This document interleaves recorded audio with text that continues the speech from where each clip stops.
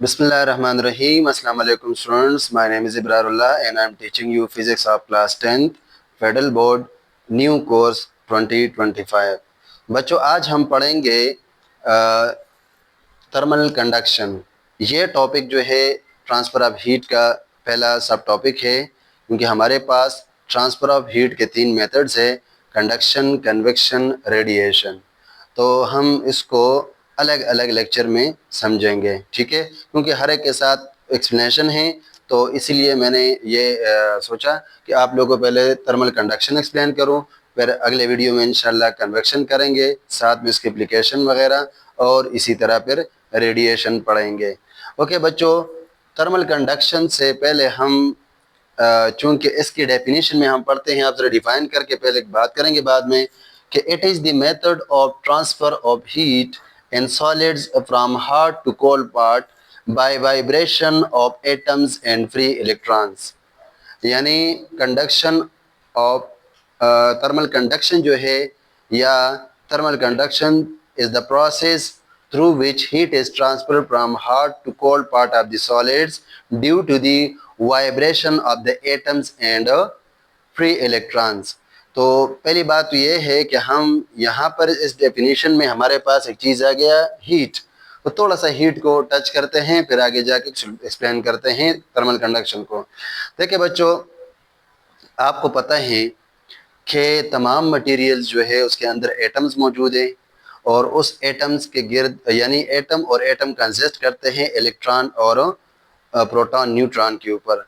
Proton और neutron जो है वो न्यूक्लियस के अंदर होता है, और इलेक्ट्रॉन न्यूक्लियस के गिर्द घूमते हैं, यानी मोशन करते हैं। और उसकी स्पीड इतना हाई होता है कि just we can feel just vibration, यानी इतने स्पीड के साथ वाइब्रेट करते हैं, रोटेट करते हैं कि जस्ट हम देखते हैं कि जस्ट वाइब्रेट कर रहे हैं, ठीक है। तो अब ये तमाम एटम्स जो है वो वाइब्रेशन करते हैं या मोशन करते हैं ड्यूरिंग, यानी जब किसी भी मटेरियल के अंदर जितने भी एटम्स होते हैं तो वो या वाइब्रेशन करेंगे, वो डिपेंड करता है स्टेट ऑफ मैटर के ऊपर। अगर मैं सॉलिड की सिर्फ बात करूं तो इसमें सिर्फ एटम जो है वो वाइब्रेट करते हैं। एटम के वाइब्रेशन का मतलब कि इलेक्ट्रॉन जो है वो न्यूक्लियस के गिर्द मूव करते हैं हाई स्पीड के साथ। ओके, अब ये हाई स्पीड के साथ जब मूव करेंगे तो obviously it have kinetic energy, क्योंकि energy due to motion is called what, kinetic energy. तो किसी भी सॉलिड के एटम के पास क्या होता है, काइनेटिक एनर्जी। अब किसी भी मटेरियल के एटम्स की टोटल काइनेटिक एनर्जी को कहा जाता है क्या, हीट। ये मैं असल में हीट की डेफिनेशन की तरफ आ रहा था कि what is heat. Heat is the total kinetic energy of the molecules of a substance, यानी किसी भी सब्सटेंस के मॉलिक्यूल्स की टोटल काइनेटिक एनर्जी को कहा जाता है क्या चीज़, हीट। ओके, अगर ये बतौर मैं एक आसान एग्जांपल ले लूँ कि अगर मैं किसी कंटेनर के अंदर गैस को बंद कर दूँ, ठीक है, और मैं इसको हीट दे दूँ, यानी इसको फ्लेम के ऊपर रखूँ, तो वो मॉलिक्यूल जो है वो रैंडम मोशन स्टार्ट करेंगे। इसमें वाइब्रेशन भी होगी, रोटेशन भी होगी, ट्रांसलेशन भी होगी, और सर्कुलर मोशन भी होगी। अब in all types of energies को ऐड करते हैं तो उसको कहा जाता है इंटरनल एनर्जी, ठीक है। जब ये इंटरनल एनर्जी हम अलाउ करते हैं टू ट्रांसफ़र कर जाए, यानी वहाँ से कोल्ड में, हॉट से कोल्ड की तरफ, तो इस दौरान जो एनर्जी ट्रांसफ़र होता है उसका नाम होता है क्या चीज़, हीट। तो हीट का दूसरा डेफिनेशन है एनर्जी इन ट्रांजिट, ठीक हो गया। तो हीट को पहले समझना ज़रूरी इसलिए है कि आप लोगों ने 9th क्लास में पढ़ा ही नहीं है, तो थोड़ा सा आइडिया हो कि हीट है क्या चीज़। तो heat is simply defined as the total kinetic energy of the molecule of a substance is called heat, ठीक है। Okay, heat always flow from hot body to cold body, ये बात याद रखेंगे। इसके ऊपर डिफरेंट क्वेश्चन आते हैं। मिसाल के तौर पर आपसे क्वेश्चन पूछ सकते हैं कि why a hot cup of tea become cold when place in open air. तो ये इसलिए कि हॉट कप से हीट ट्रांसफ़र होता है कोल्ड की तरफ, जिसकी वजह से वो टेम्परेचर लॉस कर लेता है, ठीक है। ओके, अब आते हैं हम थर्मल कंडक्शन की तरफ। तो what is thermal conduction. Thermal conduction वो प्रोसेस है जिसमें हीट ट्रांसफ़र होता है through vibration of the atoms, ठीक है, और साथ में फ्री इलेक्ट्रॉन्स की वजह से किसी भी मटेरियल के हॉट से कोल्ड पार्ट की तरफ। तो इसको कहते हैं थर्मल कंडक्शन, यानी ये हीट ट्रांसफर का एक मेथड है। हमारे पास हीट ट्रांसफर के 3 मेथड्स है, इसमें पहला वाला जो है वो थर्मल कंडक्शन है। आप सिंपल कंडक्शन भी कह सकते हो। तो conduction is the process in which heat is transfer in solids from hot to cold part by vibration of atoms and free electrons। Okay, अब आते हैं यहाँ पर मैं आपको इस एक डायग्राम मैंने बनाई हुई है, इससे आप समझते हैं। लेट सपोज ये मेरे पास एक स्टील बार है, ठीक है, एक स्टील बार है और इसको मैंने फ्लेम के ऊपर रखा हुआ है। मुझे पता है कि स्टील बार के अंदर क्या मौजूद है, एटम्स मौजूद हैं और वो एटम सिंपली वाइब्रेशन करते हैं। जब हम इस स्टील बार को फ्लेम के ऊपर रखते हैं तो इस फ्लेम से वो क्या लेगा, थर्मल एनर्जी लेगा। इस थर्मल एनर्जी की वजह से जो यहाँ पर एटम्स है उसके जो वाइब्रेशन है वो क्या हो जाएगा, इंक्रीज कर जाएगा। यानी मैं अगर थोड़ा सा डिटेल के साथ बताऊँ आप लोगों को, तो यहाँ पर मैं एक एटम की बात करता हूँ। लेट सपोज ये एक एटम है और ये इसके इलेक्ट्रॉन जो है ना वो रिवॉल्व करते हैं, ठीक हो गया। अब जब मैं इसको हीट दूंगा तो इसकी एनर्जी बढ़ जाएगी। जब इसकी एनर्जी बढ़ेगी तो ये इलेक्ट्रॉन जो है वो ज़्यादा एम्पलीट्यूड के साथ वो वाइब्रेशन स्टार्ट कर देगा, ये न्यूक्लियस से दूर थोड़ा सा चले जाएंगे क्योंकि एनर्जी आ गई, तो इसकी एम्पलीट्यूड बढ़ जाएगी। एम्पलीट्यूड बढ़ने का मतलब ये है कि distance from the mean position बढ़ जाएगी। तो इसी तरह जब मैं इस रॉड को हीट दूंगा तो ये एक एटम की बात कर रहा हूँ, ये एक एटम नहीं बल्कि फर्स्ट एटम की एम्पलीट्यूड बढ़ने से वो दूसरे एटम को डिस्टर्ब करेगा और हीट एनर्जी उसको देगा, जिसकी वजह से इसका एम्पलीट्यूड भी बढ़ने लगेगा। इसी तरह एक से दूसरे की तरफ, दूसरे से तीसरे, चौथे एंड सो ऑन, और इसी तरह ये हीट जो है वो ट्रांसफ़र होने लगेगा इस जगह से जहाँ पर हीट ज़्यादा है, जहाँ आप हीट दे रहे हैं, कहाँ तक, जहाँ पर कोल्ड है। तो यानी मैं ये बात एक्सप्लेन करना चाह रहा हूँ कि हीट किस तरह ट्रांसफ़र होता है कंडक्टर्स में, थ्रू कंडक्शन। तो कंडक्शन में इसी तरह जो है वो हीट ट्रांसफ़र होता है एटम टू एटम। और साथ में हमें ये भी पता है कि कंडक्टर्स में हमारे पास फ्री इलेक्ट्रॉन्स होते हैं, तो वो फ्री इलेक्ट्रॉन्स जब ये हीट गेन करेगा तो वो डायरेक्टली जो है वो ट्रांसफ़र हो जाता है कोल्ड एरिया की तरफ। जब कोल्ड एरिया की तरफ जाएगा तो साथ में हीट भी ट्रांसफ़र करेगा, जिसकी वजह से हीट जो है वो ट्रांसफ़र हो जाएगा हॉट से कोल्ड की तरफ। ओके, एक और बात इसमें से थोड़ा सा एक्सप्लेन करता हूँ। ये हीट जो है तब तक ट्रांसफ़र करेगा जब तक बोथ एंड्स का हीट सेम ना हो जाए, टेम्परेचर सेम ना हो जाए।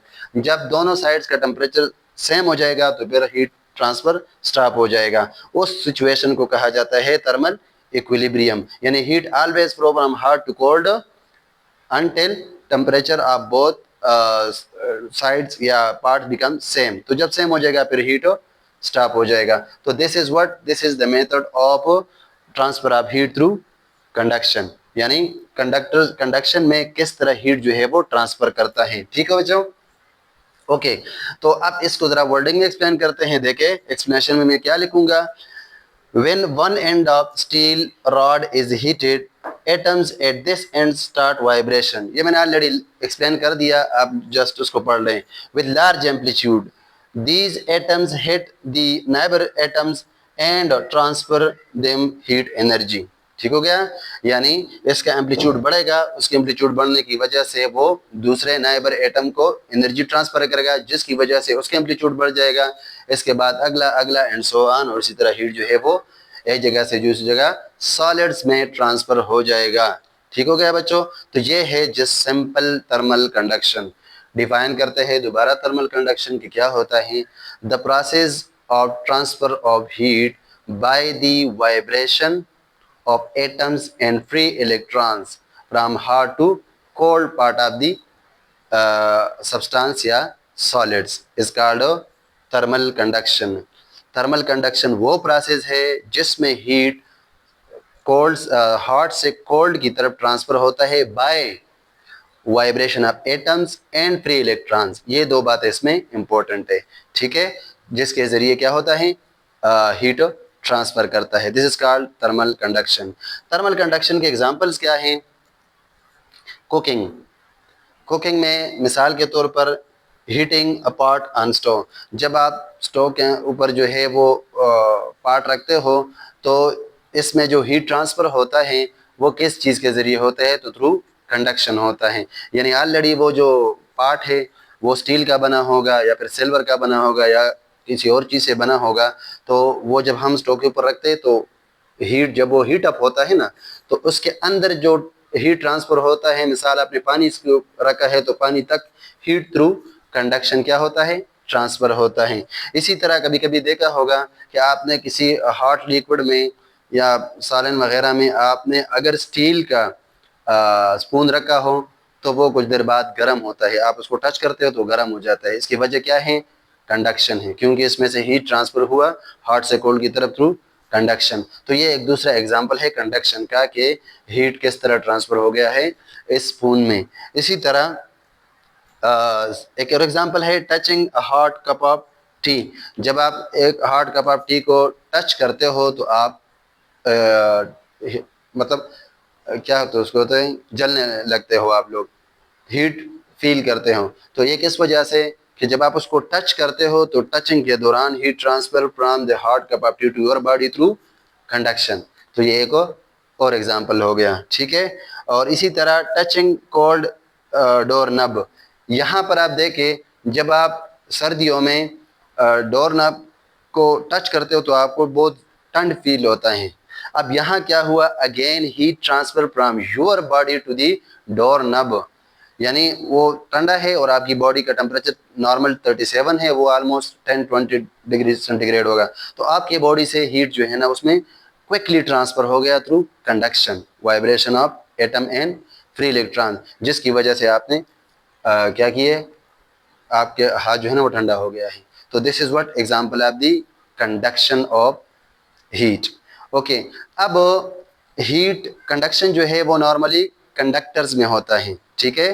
तो कंडक्टर्स वो मटेरियल, वो सब्सटेंसेस होता है जिसमें हीट आसानी से ट्रांसफ़र करता है। इसके मुकाबले में वो मटेरियल जिसमें हीट ट्रांसफ़र नहीं करता उसको कहा जाता है क्या चीज़, बैड कंडक्टर्स। तो कंडक्टर्स और जो है इंसुलेटर्स भी कहते हैं, या कंडक्टर और बैड कंडक्टर में क्या फ़र्क है, इन दोनों में हम थ्रू एक्सपेरिमेंट इसको एक्सप्लेन करेंगे कि कौन से कंडक्टर्स में से कौन सा अच्छा कंडक्टर है, ज़्यादा हीट ट्रांसफ़र करता है या क्विकली हीट ट्रांसफ़र करता है, और दूसरा जो है वो स्लो हीट को ट्रांसफ़र करता है।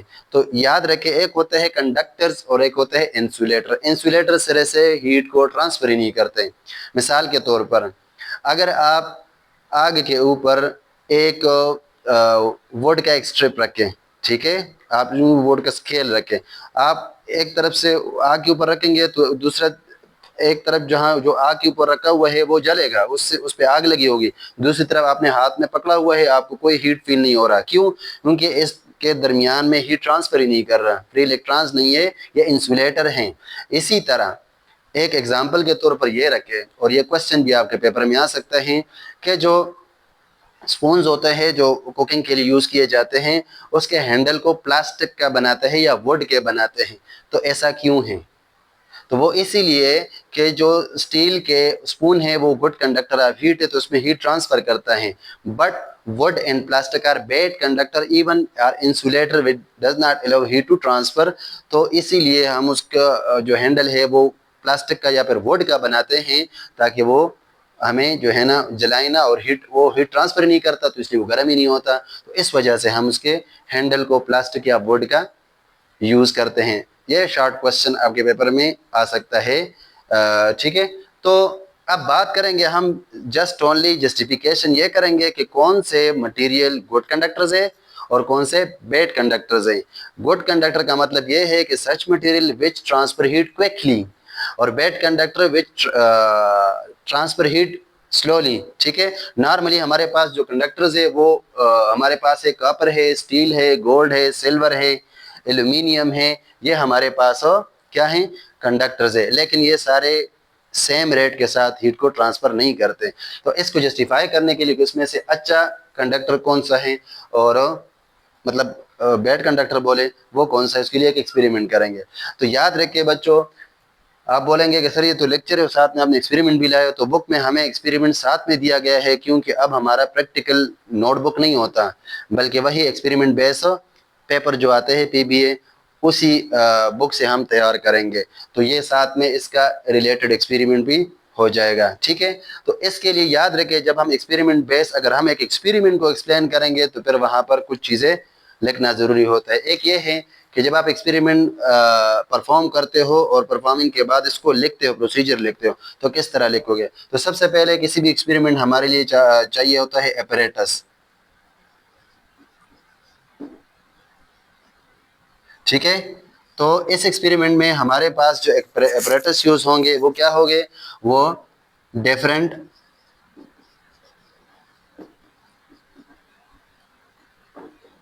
कंडक्टर्स। नंबर सेकंड, ठीक है, एक बर्नर होगा, तीसरा वैक्स होगा, ठीक है, और थर्ड नंबर पेन, इस पेपर पेन नहीं होते बारीक, वो यूज करेंगे, ठीक है। तो ये हमारे पास अपरेटस हो गया, ठीक है।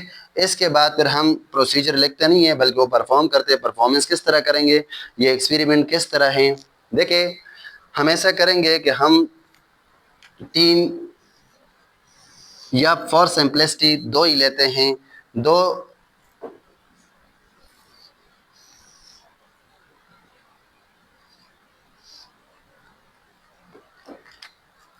दो कंडक्टर्स के स्ट्रिप लेते हैं, ठीक है। एक मेरे पास होगा लेट सपोज कॉपर का और दूसरा एल्यूमिनियम का, ठीक है। ओके, इसके बाद क्या करूंगा, इसके ऊपर यहाँ पर वैक्स लगाऊंगा डिफरेंट जगहों पे सेम हीट के साथ, और उस वैक्स में से मैं फिर पेपर पेन या स्मॉल जो नीडल्स होते हैं ना वो इसके अंदर से लगाऊंगा,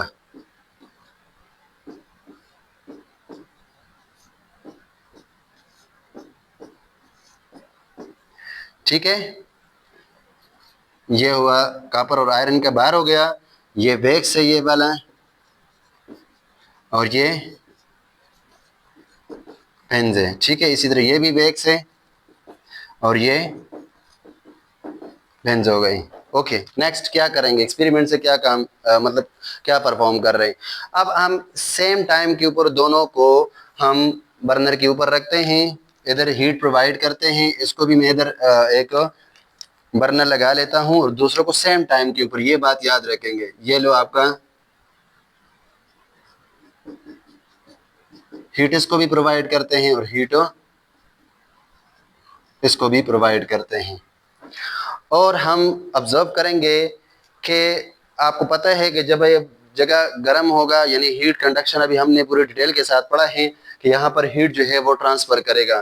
तो देखेंगे कि कुछ देर बाद जो है ये हीट ट्रांसफ़र होने लगेगा और कॉपर का हीट ट्रांसफ़र होके यहाँ पहले जो कम डिस्टेंस है वहाँ पर जो वैक्स है वो मेल्ट कर जाएगा। मेल्ट करेगा तो क्या हो जाएगा, स्टील का सॉरी जो पेन है वो नीचे गिर जाएगा। इसी तरह कुछ देर बाद जो है वो एल्यूमिनियम के अंदर पहले वाला पेन वैक्स जो है वो मेल्ट कर जाएगा और स्टील जो पेन है वो नीचे गिर जाएगा। इसी तरह आहिस्ता आहिस्ता दोनों के हीट ट्रांसफ़र होगा और ट्रांसफ़र होने की वजह से वैक्स जो है वो मेल्ट हो जाएंगे और मेल्ट होने की वजह से इसके अंदर जो हमने पेन को फिक्स किया हुआ है वो नीचे गिर जाएंगे। हम क्या ऑब्जर्व करेंगे, हम देखेंगे कि किस में सबसे पहले जो है ना पेन नीचे गिर गए।